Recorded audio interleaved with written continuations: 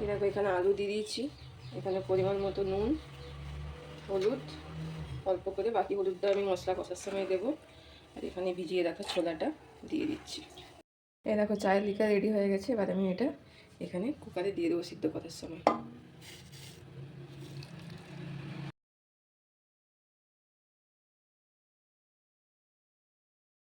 দেখো ছোলা মশলার জন্য এগুলো নিয়ে নিচ্ছি, এগুলো আমি বেটে নেবো মিক্সিং জারে।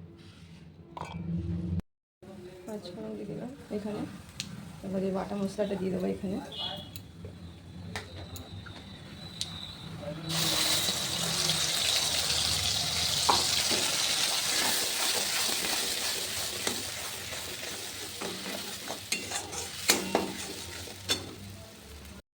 এখানে আমি নুন, হলুদ, জিরে গুঁড়ো, ধনে গুঁড়ো, একটু সবজি মশলা দিয়ে দেবো।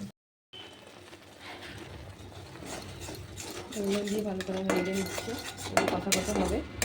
তারপর সিদ্ধ করে রাখা ছোলাটা এর সাথে মিশিয়ে দেবো।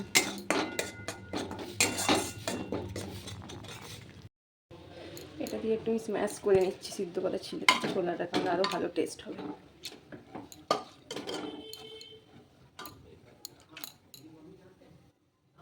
এরকম মশলাটা কষা কষা হয়ে এসছে। এবার আমি সিদ্ধ করে রাখা ছোলাটা দিয়ে দেবো।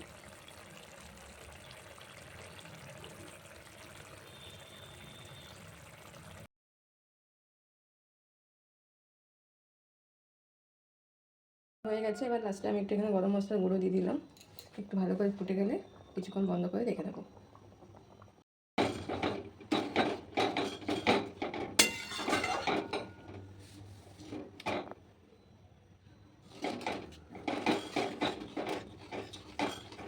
একটু আটা নিয়ে নিয়েছি, একটু আটার পরোটা বানাবো আজকে।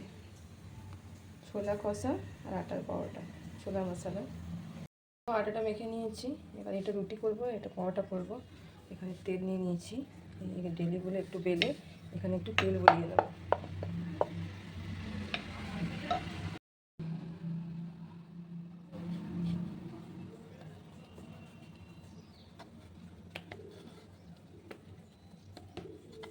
এভাবে পরোটা ডেলিগুলো এরকমভাবে তেল মাখিয়ে নেব।